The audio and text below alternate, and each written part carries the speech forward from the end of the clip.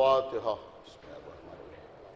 الحمد لله رب العالمين الرحمن الرحيم مالك يوم الدين إياك نعبد وإياك نستعين اهدنا الصراط المستقيم صراط الذين أنعمت عليهم غير المغضوب عليهم ولا الضالين. صلى الله على محمد وعلى آله.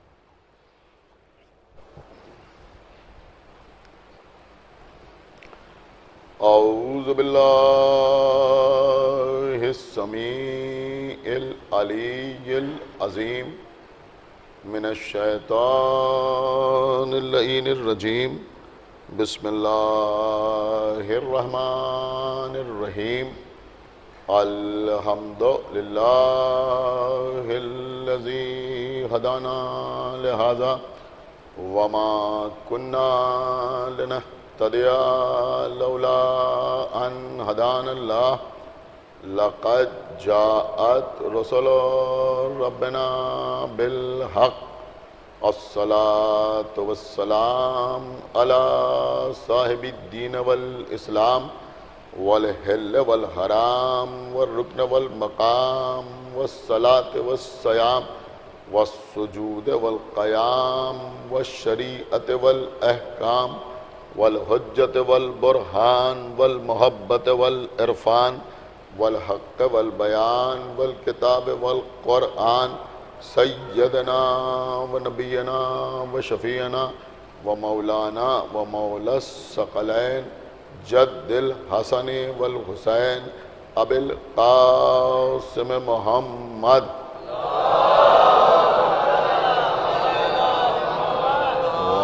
وعلى أهل بيته الطيبين الطاهرين المعصومين المظلومين المنتخبين المنتجبين الذين أذهب الله عنهم الرجس وطهرهم تطهيرا.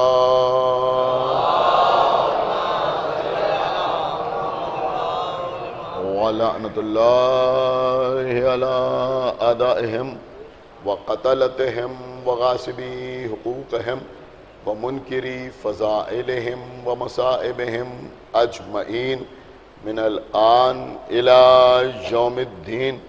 اللهم عذبهم عذابا يستغيث منه أهل النار. آمين رب العالمين. أما بعد فقد قال الله سبحانه تبارك وتعالى في كتابه المجيد وفرقانه الحميد وقوله الحق. بسم الله الرحمن الرحيم. إنا نحن نزلنا الذکر وإنا له لحافظون. صلوات اللہ.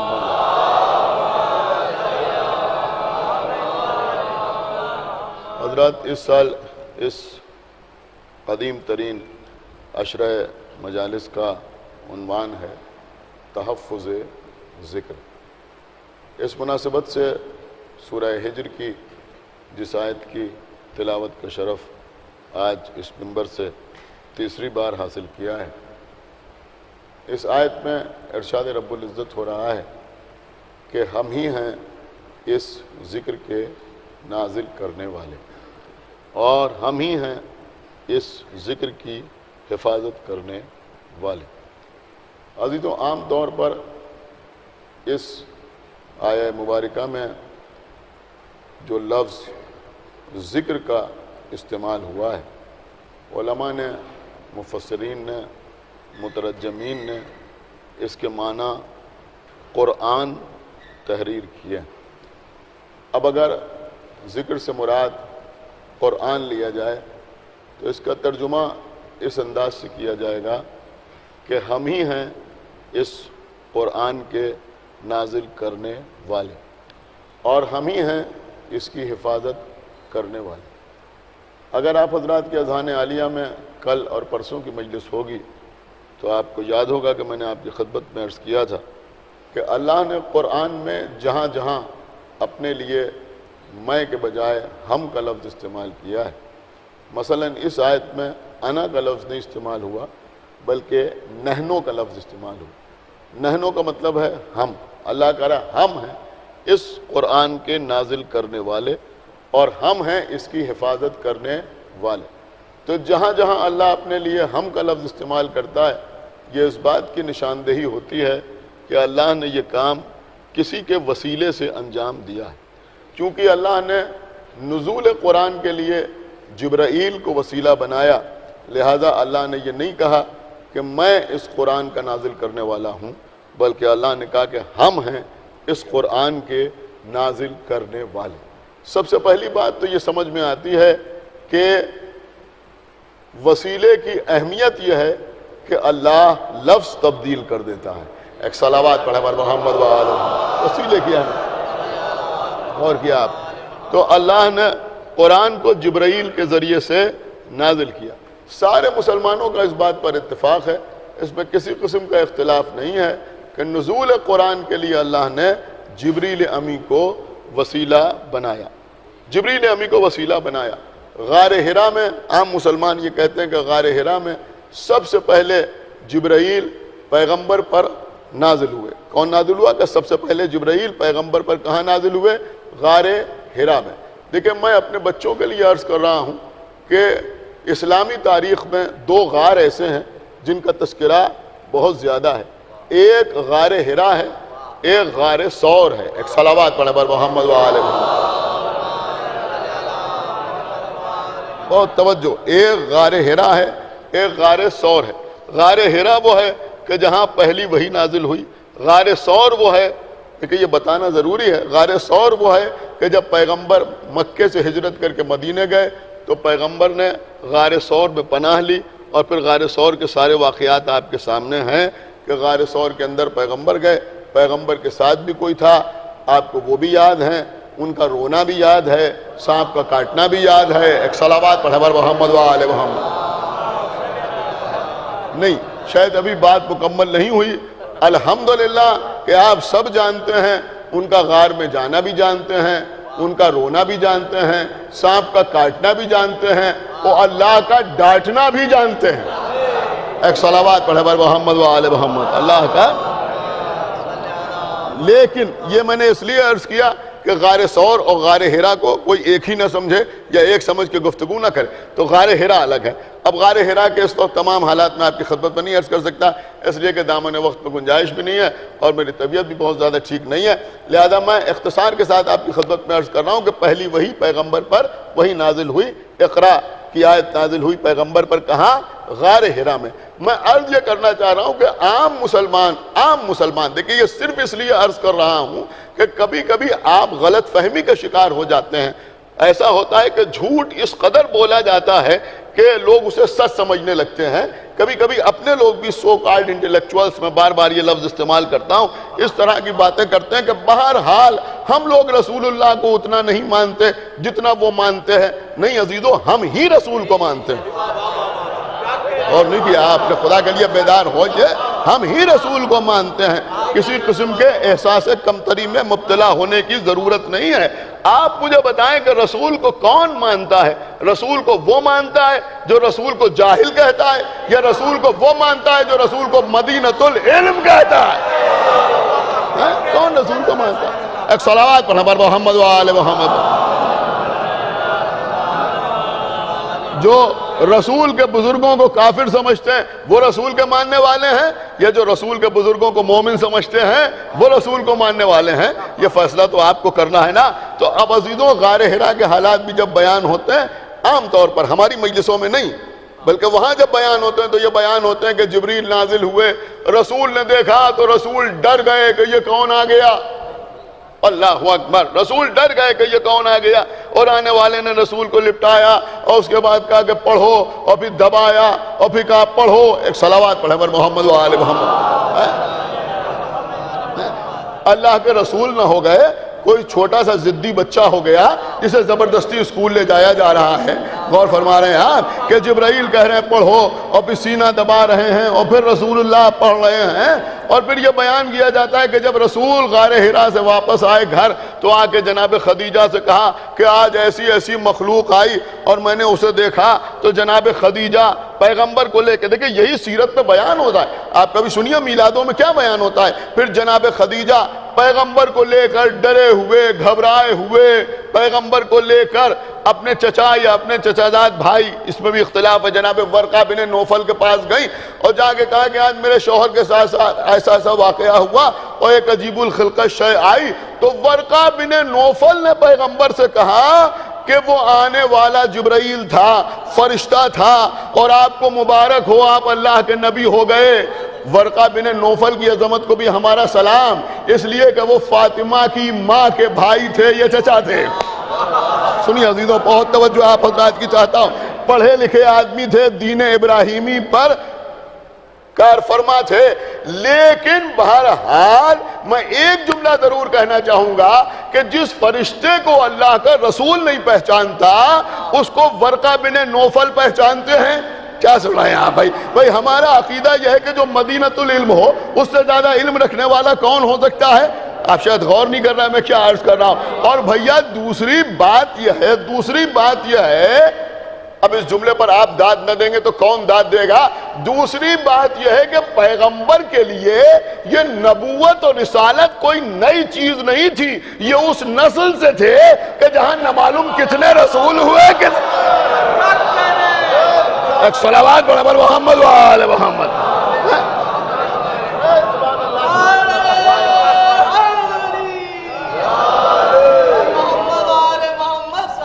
میں اپنے تمام سننے والوں سے یہ گزارش کر رہا ہوں جو یہاں سن رہے ہیں چند لوگ یا جو لوگ آن لائن مجلس سماعت فرما رہے ہیں کہ میری بات کو دوسروں تک پہنچانے کی کوشش کریں کہ دیکھو ہمارا رسول کے سلسلے میں نظریہ کیا ہے، ہمارا رسول کے سلسلے میں نظریہ کیا ہے. اب سنیے وہاں یہ بیان ہوتا ہے کہ جبرائیل کو رسول پہچان نہ سکے. اب سنیے کہ جب پیغمبر اسلام اس منزل پر پہنچے کہ کوئی کاروبار کریں، ابھی پیغمبر نے اعلان رسالت نہیں کیا ہے. ہم یہ نہیں کہہ رہے ہیں کہ پیغمبر رسول نہیں ہیں، نبی نہیں ہیں، اس لیے کہ نبی تو اس وقت سے ہیں کہ جب آدم آب و گل کے درمیان تھے. نبی تو ہمیشہ سے ہیں. ابھی اعلان رسالت پیغمبر نے نہیں کیا ہے. پیغمبر جناب خدیجہ کے پاس گئے مکمل. میں اس سے پہلے بھی آپ کے سامنے عرض کر چکا ہوں، اس وقت خاص بات آپ کی خدمت میں عرض کرنا چاہتا ہوں کہ جناب خدیجہ کے پاس گئے جناب ابو طالب کے ساتھ کہ وہ مال خدیجہ لے کر بازار میں جائیں اور اس کو فروخت کریں اور کچھ آذوقہ فراہم کریں. پیغمبر نے یہ بھی بتا دیا کہ دیکھو تبلیغ کو اپنا بزنس نہ بنانا. ایک صلوات پڑھیں بر محمد و آل محمد پر. کچھ غور کیا آپ نے یا نہیں غور کیا؟ اپنی تجارت نہ بنانا، اپنا بزنس نہ بنانا. اللہ کا رسول بھی جا رہا ہے. سمجھ رہے ہیں آپ جو میں عرض کر رہا ہوں؟ یہ خالی بستر، کیا سن رہے ہیں آپ؟ کندھے پر لاد کے تبلیغ نہیں ہوتی. اور کر رہے ہیں آپ بستر کندھے پر لاد کے تبلیغ نہیں ہوتی. ذرا سنو کہ تبلیغ کیسے کہتے ہیں. پیغمبر جناب خدیجہ کے پاس گئے کہ ہم آپ کا مال لے کے جانا چاہتے ہیں. جناب خدیجہ نے اپنے غلام میسرہ کو بلایا. جناب خدیجہ کا غلام تھا، نام تھا میسرہ. اس سے کہا کہ دیکھو یہ مال لے کے جا رہا ہے، تم ان کے ساتھ جانا. بہت جلدی عرض کر رہا ہوں، اور راستے میں جو حالات دیکھنا وہ آگے بیان کرنا. خدیجہ کا غلام میسرہ پیغمبر کے ساتھ گیا. جب واپس آیا تو خدیجہ نے پوچھا یہ بتاؤ کیسے حالات رہے. اس نے سارے حالات بیان کیے. سارے حالات بیان کرنے کے بعد اس نے یہ بیان کیا. اب دیکھتا ہوں کون خاموش رہتا ہے. اس نے بیان کیا. کس نے؟ خدیجہ کے غلام نے بیان کیا کہ میں نے راستے میں یہ دیکھا کہ کبھی ان کے سر پر ابر سایہ کرتا ہے، یعنی بادل سایہ کرتا ہے، اور کبھی ان کے سر پر فرشتہ سایہ کرتا ہے. نہیں سن رہا یہ مجمع میں کیا عرض کر رہا ہوں؟ ان کے سر پر کبھی ابر سایہ کرتا ہے، کبھی فرشتہ سایہ کرتا ہے. یہ کون کہہ رہا ہے؟ یہ خدیجہ کا غلام کہہ رہا ہے. میں سارے مسلمانوں سے پوچھنا چاہتا ہوں، یہ جو تم سیرت کے نام پر لکھی ہوئی کتابوں میں تحریر کرتے ہو کہ پیغمبر نے غار حرا میں جبرائیل کو نہیں پہچانا، ارے اس سے بہت پہلے خدیجہ کا غلام کہہ رہا ہے کہ محمد کے سر پر فرشتہ سایہ کرتا ہے. ارے جب خدیجہ کا غلام فرشتے کو پہچانتا ہے تو خدیجہ کا شوہر نہیں پہچانتا.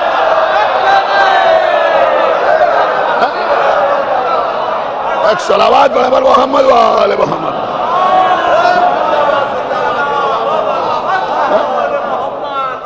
ایک صلوات پڑھیں بر محمد و آل محمد.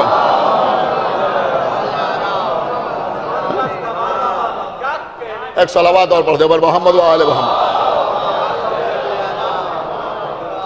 تو خدیجہ کا غلام تو پہچانتا ہے، اور وہ کہہ رہا ہے کہ ان کے سر کے اوپر فرشتہ سایہ کیے رہتا تھا. تو یہ ہیں جبرائیل جن کے ذریعے سے پیغمبر پر قرآن نازل ہوا. کس کے ذریعے سے نازل ہوا؟ جبرائیل کے ذریعے سے نازل ہوا. اور سنیے، آج کی مجلس کا مقصد صرف یہی ہے کہ کوئی شیعہ احساس کمتری کا شکار نہ ہو کہ صاحب ہم رسول کو نہیں مانتے. یہ اپنے آپ ایک بیماری پیدا ہو گئی. اچھے بھلے آدمی کو دیکھیے آپ، اچھے بھلے آدمی کو، اور اسے کہیے کہ آپ کچھ کمزور لگ رہے ہیں، کچھ بیمار ہے کیا؟ ہائے ہائے ہائے، میں کیا عرض کر گیا، اچھا بھلا آدمی ہے، ایک صلوات پر، یہ بھی بڑی دشمنی ہوتی ہے، ایک صلوات اور پڑھے پر محمد و آل محمد. اچھے بھلے یہ لوگ بیٹھے ہوئے ہیں، کسی کو دیکھا ہوئے کیوں خیریت، بیمار ہے کیا؟ کچھ چہرہ اترا ہوا لگ رہا، زبردستی. ایک بار کہیے، دو بار کہیے، تین بار کہیے، اچھا بھلا آدمی اپنے آپ بیمار ہو جائے گا. آپ غور نہیں کر رہے، اچھا بھلا آدمی اپنے آپ بیمار ہو جائے گا. کچھ ایسے ہی ہماری قوم کے ساتھ ہوتا ہے کہ شیعہ نماز نہیں پڑھتے، شیعہ نماز نہیں پڑھتے. ہم کہاں کی بات کر رہے بھیا؟ شیعہ نماز نہیں پڑھتے، شیعہ نماز نہیں پڑھتے، شیعہ نماز نہیں پڑھتے، شیعہ نماز نہیں پڑھتے. اتنا کہا، اتنا کہا، اتنا کہا کہ آپ بھی کہنے لگے ہاں. صلوات پڑھیں بر محمد و آل محمد. ایک صلوات پڑھیں بر محمد و آل محمد. قبلہ یہ باطل کا پروپیگنڈا ہے. اس سے آپ ہوشیار رہیے. کہ شیعہ نماز نہیں پڑھتے، نماز نہیں پڑھتے. یہ جتنے اس طرح کے آپ شعر سنتے ہیں نا، یہ سب بھی اسی پروپیگنڈا کا شکار ہیں. جس میں ہوتا ہوں نے کہا صاحب عزاداری تو کیجئے مگر نماز کو نہ بھولیے. ارے کون نماز کو بھولا ہوا بھائی؟ اب مجھے بتائیے کون نماز کو بھولا ہوا؟ کون نماز نہیں پڑھتا؟ کون نماز نہیں پڑھتا؟ لیکن اتنا کہا، اتنا کہا، آپ یقین مانے جو بات میں عرض کر رہا ہوں، اتنا کہا، اتنا کہا. وہی معاملہ ہے کہ آپ کچھ بیمار لگ رہے ہیں، ہو گئے بیمار. ایک صلوات پڑھیں بر محمد و آل محمد. دیکھیں میری بات سمجھیے، اتنا کہا کہ اپنے لوگ بھی کہنے لگے ہاں ہاں شیعہ نماز نہیں پڑھتے. 2-3 سال پہلے میں نے عرض کیا تھا، لیکن اب بات کیونکہ حالات ایسے ہیں کہ انٹرنیٹ کے حوالے سے بہت دور تک جاری ہے، لہذا عرض کروں گا کہ بھیا تم 1400 سال سے کہتے چلے اور شیعہ نماز نہیں پڑھتے، نماز نہیں پڑھتے، نماز نہیں پڑھتے. ارے اگر ہم نماز نہ پڑھتے ہوتے تو تمہیں شیعوں کو قتل کرنے کے لیے مسجد میں نہ جانا پڑتا.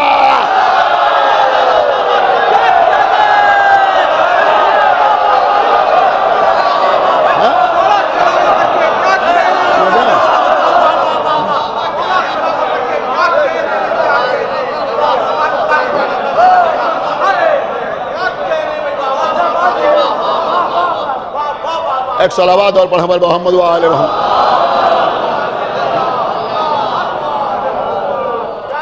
اب آپ اگر کہیے تو میں ایک جملہ ضرور عرض کر دوں کہ بے شک ہمارا بچہ نمازی ہے، لیکن بس ایک فرق ہے.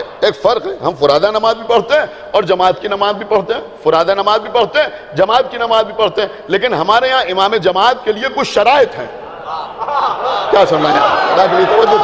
ہمارے یہاں امام جماعت کے لیے کچھ شرائط ہیں. ہم غیرے کے پیچھے نماز نہیں پڑھتے، لہذا تمہیں لگتا ہے کہ ان کے یہاں جماعت نہیں ہوتی.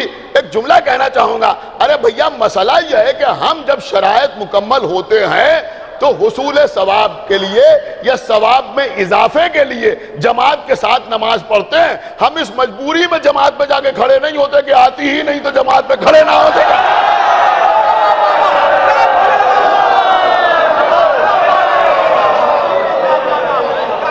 مسئلہ نہیں. ایک صلوات پڑھیں بر محمد و آل محمد. سمجھئے جو میں عرض کر. دیکھئے دفاع کرنا، اپنی قوم کا دفاع کرنے کا ہمیں مکمل حق حاصل ہے. خدا سلامت رکھیں تمام عزاداروں جو مجلس سن رہے ہیں. تو یہی مسئلہ ہے یہاں پہ ان کا صاحب شیعہ رسول کو نہیں مانتے. اما ہم نہیں مانتے رسول کو. ہم نہ مانیں گے تو کون رسول کو مانے گا؟ ہم نہ مانیں گے تو پھر کون رسول کو مانے گا؟ حقیقت میں تو ہم ہی رسول کو مانتے ہیں، ہم ہی رسول کو مانتے ہیں. اب آپ نے دیکھا کہ جبرائیل کے سلسلے میں کیسے کیسے لوگوں کے خیالات ہیں جو میں نے ابھی آپ کی خدمت میں عرض کیا. آپ کو پتا ہے جبرائیل کے سلسلے میں کیا لکھا ہے؟ پڑھیے سیرت کی کتابیں، شبلی نعمانی کو اٹھا کے دیکھیے، صحاح ستہ اٹھا کے دیکھیے، آپ کو پتا ہے کیا لکھا ہے. لیکن یہ سب باتیں کوئی پڑھتا نہیں. پوری توجہ آپ حضرات کی چاہتا ہوں. الحمدللہ کہ میں پڑھ کے پڑھتا ہوں. بہت توجہ آپ حضرات، ایسے ہی نہیں پڑھتا، ہوا میں بات نہیں کر رہا ہوں، پوری ذمہ داری کے ساتھ عرض کر رہا ہوں. وہ لکھتے ہیں کہ صاحب جب جبرائیل پیغمبر پر نازل ہوتے تھے. میں چاہتا ہوں کہ آج کی مجلس کو جو لوگ دیکھ رہے ہیں اس کو اور آگے بڑھائیں, لوگوں کو بتائیں کہ ہماری مجلسوں میں رسول کا ذکر کیسے ہوتا ہے اور مجمع خوش کیسے ہوتا ہے, یہ بھی دکھائیں. جب جبرائیل رسول پر نازل ہوتے تھے تو رسول کی بے ہوشی کی کیفیت ہو جاتی, بے ہوش ہو جاتی. اللہ اکبر, اتنے وزنی جبرائیل. ایک صلوات پڑھے پر محمد وآلہ محمد. اور کہنا یار بے ہوش ہو جاتے تھے رسول. ارے بھیا وہ تو جبرائیل ہیں, میں کچھ عرض کر رہا ہوں, وہ تو جبرائیل ہیں. دیکھیں اس منبر کی کچھ خصوصیت ضرور ہے, میں آپ کی خدمت میں عرض کروں. سرکار باب المراد سے, باب الحوائج سے منسوب ہے یہ منبر. نہ معلوم کتنی چیزیں اس کا احساس سے مجھے ہوتا ہے کہ ادھر سے منبر کے اوپر عطا ہوتی ہیں. میں آپ کی خدمت میں عرض کر رہا ہوں, تم کہہ رہے جبرائیل کو دیکھ کے بے ہوش ہو جاتے تھے. اما جس کے دروازے پر ملک الموت اجازت مانگتا ہے,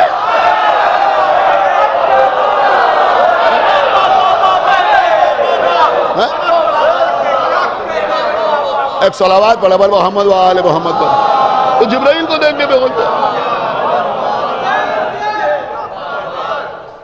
سنو, لیکن ہمارے ائمہ نے کیا بتایا, سنو ساری دنیا, ہمارے ائمہ نے کیا بتایا. کسی نے ہمارے 5ویں امام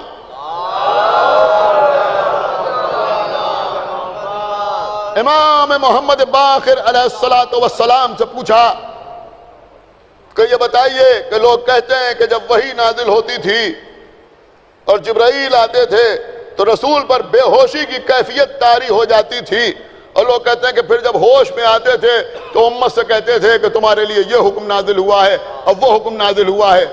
تو امام محمد باقر علیہ السلام نے فرمایا کہ ایسی کیفیت تب ہوتی تھی. دیکھیں آپ میری طرف متوجہ رہیں, بڑی اہم بات عرض کر رہا ہوں. اگر میسم زیدی کا جملہ ہو تو آپ کو اختیار ہے, جیسے چاہے سنیں, لیکن 5ویں امام کا قول ہے, پوری توجہ کے ساتھ سنیں عزیزوں. تو فرمایا کہ یہ کیفیت اس وقت ہوتی تھی کہ جب اللہ پیغمبر سے بغیر کسی وسیلے کے گفتگو کرتا تھا. اللہ اکبر, خدا کے لیے بھائی تھوڑا بیدار ہوئیے, نہیں غور کر رہے ہیں آپ. کہا جب اللہ بغیر کسی وسیلے کے, یعنی الہامی کیفیت ہوتی تھی, وہ اللہ اب کیسے گفتگو کرتا تھا یہ اللہ جانے, اللہ کے رسول جانے. لیکن جب اللہ بغیر کسی وسیلے اور ذریعے کے گفتگو کرتا تھا تب پیغمبر کی وہ کیفیت ہوتی تھی کہ پیغمبر پر بے ہوشی کا عالم طاری ہو جاتا تھا, جس کو لوگ کہتے ہیں کہ جبرائیل کے آنے پر ہوتا تھا. تو کافر جب جبرائیل آتے تھے تو کیا ہوتا تھا. اب دیکھتا ہوں کہ آپ ذکر رسول کیسے سنتے ہیں. تو آپ کے 5ویں امام, یا میں یوں کہوں کہ محمد نے محمد کے بارے میں بتایا. سنا آپ نے کہ محمد نے محمد کے بارے میں بتایا. 5ویں امام نے فرمایا کہ جب جبرائیل آتے تھے تو جبرائیل پیغمبر کے سامنے 2 زانو ہو کر ادب سے ایسے بیٹھتے تھے جیسے کوئی غلام آقا کے سامنے بیٹھتا ہے.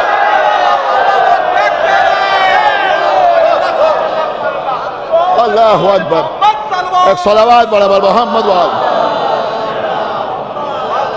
ایسے بیٹھتے تھے. بس عزیزوں بات تمام ہو رہی ہے. اور الحمدللہ شیخ صدوق علیہ الرحمہ بہت بڑے عالم ہمارے فرقے کے, انہوں نے اپنی کتاب کمال الدین و تمام النعمہ میں تحریر فرمایا ہے. جو کتاب انہوں نے امام آخر کے سلسلے میں تحریر فرمائی, بڑی مفصل اور مستند کتاب ہے, پڑھیے ضرور, بڑی قیامت کی کتاب. تو بہت سی چیزیں انہوں نے تحریر کی ہیں. ایک مجلس رات کو 9:45 بجے آن لائن امامت کے عنوان پر بھی آپ روز سماعت فرمائے پنجتن چینل پر اور دیگر چینلز کے اوپر, اس میں امامت پر گفتگو ہو رہی ہے. اس وقت میں آپ کی خدمت میں یہ عرض کروں گا کہ شیخ صدوق علیہ الرحمہ نے لکھا, دیکھیں اب جبرائیل کی بات ہو رہی ہے تو میں چاہ رہا ہوں اسی کے اوپر مجلس تمام ہو جائے. انہوں نے لکھا کہ جب, چھٹے امام نے ارشاد فرمایا کہ جب ہمارا قائم ظہور کرے گا,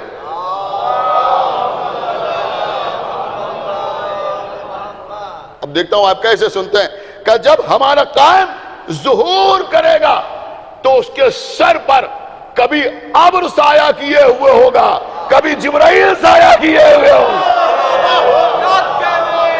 اللہ اکبر, کبھی ابر سایہ کیے ہوئے ہوگا اور کبھی جبرائیل سایہ کیے ہوئے ہوں گے. یہ جبرائیل اس لیے سایہ کیے ہوئے ہوں گے کہ دیکھو یہ محمد بھی اسی محمد کا بیٹا ہے. اللہ اکبر. آپ غور کر رہے ہیں, اولنا محمد واوسطنا محمد واخرنا محمد وکلنا محمد. ہاں عزیزوں, اگر میں کوشش کروں تو شاید پورا عشرہ جبرائیل پہ آپ کے سامنے پڑھ دوں, لیکن میں عرض کروں کہ وہ جبرائیل جو رسول پر سایہ کیے ہوئے ہیں, ہمارے امام آئیں گے ان کے اوپر سایہ کیے ہوئے ہیں, لیکن منزل امتحان کے حالات اور ہوتے ہیں. کربلا کے میدان میں وہی جبرائیل,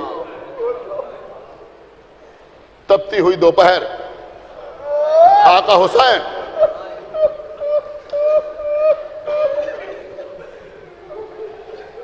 جبرائیل نے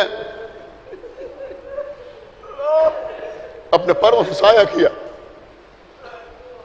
جبرائیل ہٹ جاؤ, یہ وقت امتحان ہے. ہاتھ جوڑ لیے, فرزند رسول جھولا جھلایا ہے, آپ کے گھر کی چکی پیسی ہے,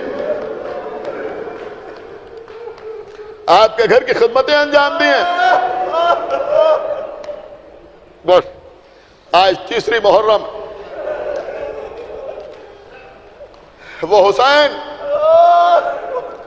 جنہوں نے جبرائیل کو روکا کہ سایہ نہ کرو. زعفر جن آیا, آقا ہم مدد کے لیے آئے ہیں, واپس چلے جاؤ. کہا آقا ہم جن ہیں, ہم انسانی شکل و صورت اختیار کر کے لڑیں گے, ہماری تلواریں ان پہ اثر کریں گی, ان کی تلواریں ہم پہ اثر کریں گی. بازو پکڑ کے لے گئے. زعفر جن, یہ میرا اکبر,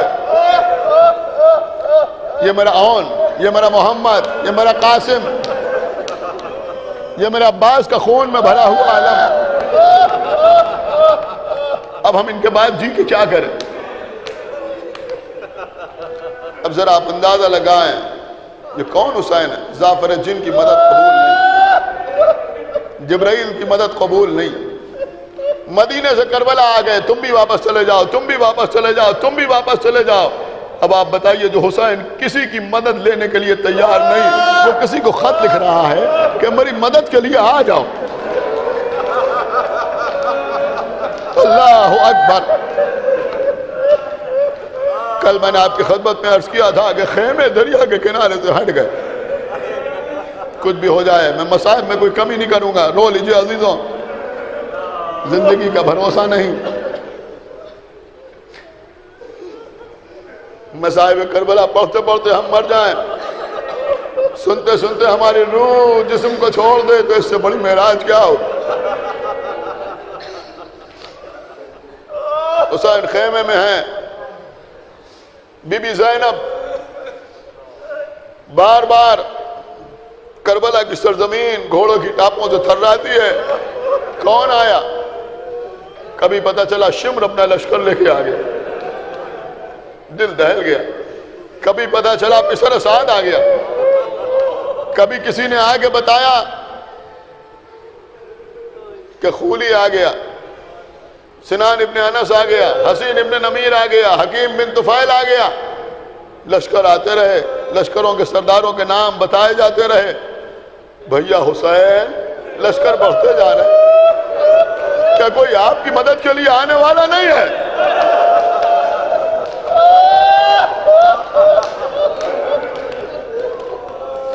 خداوند عالم ان حضرات کو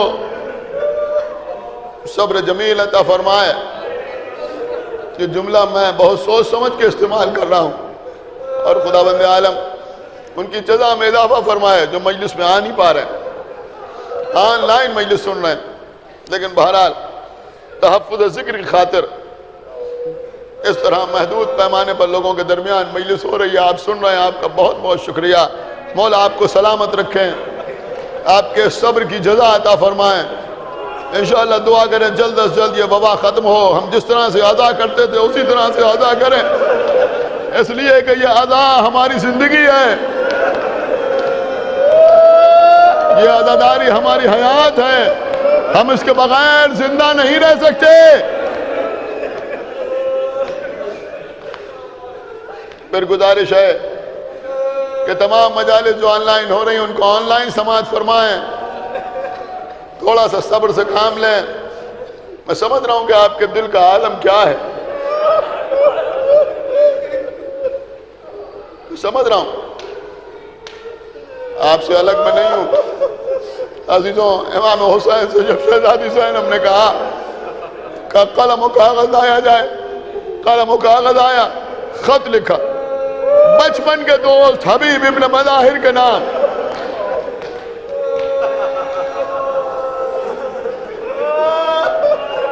اے رجل فقیہ،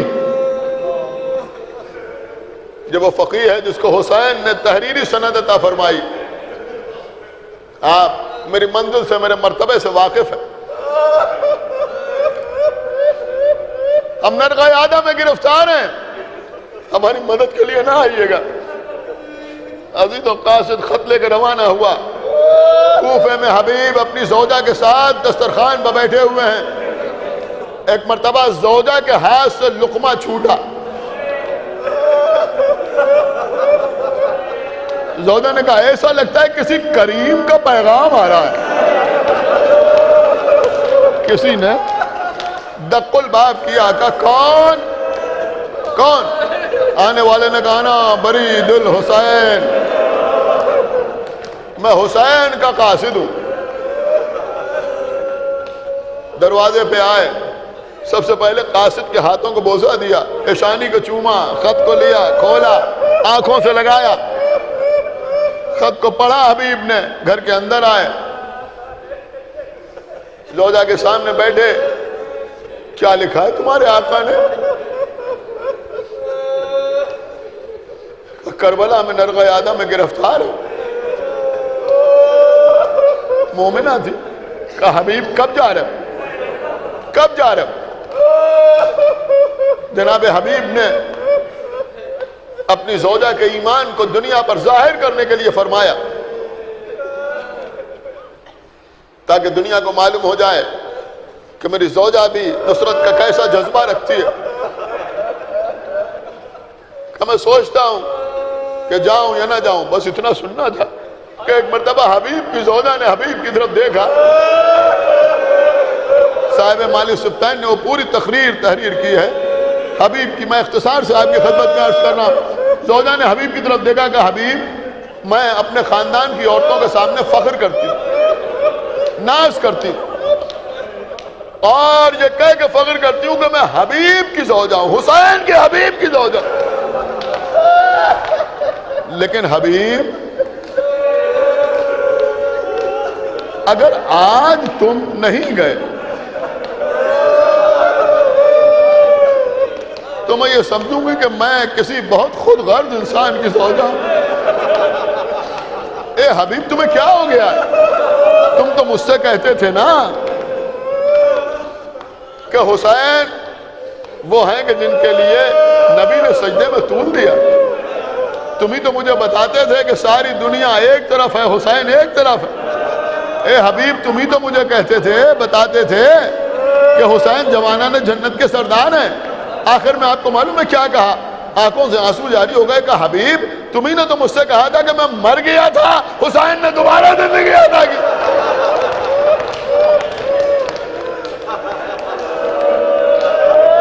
تمہیں کیا ہو گیا؟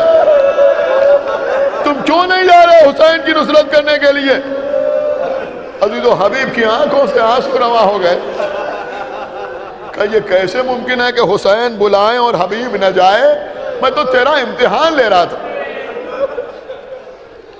مگر میں یہ سوچتا ہوں کہ اگر میں مارا گیا تو تیرا کیا ہوگا؟ حبیب کی زوجہ نے ہاتھ جوڑے کہ حبیب تمہیں میری فکر ہو رہی ہے؟ ذرا سوچو کہ حسین شہید ہو گئے تو مدینے میں ام لیلہ کا کیا ہوگا؟ مدینے میں ام رباب کیا کرے گی؟ ارے حبیب کی زوجہ کو یہ نہیں معلوم تھا کہ یہ بیویاں مدینے میں نہیں ہیں، کربلا میں ہیں۔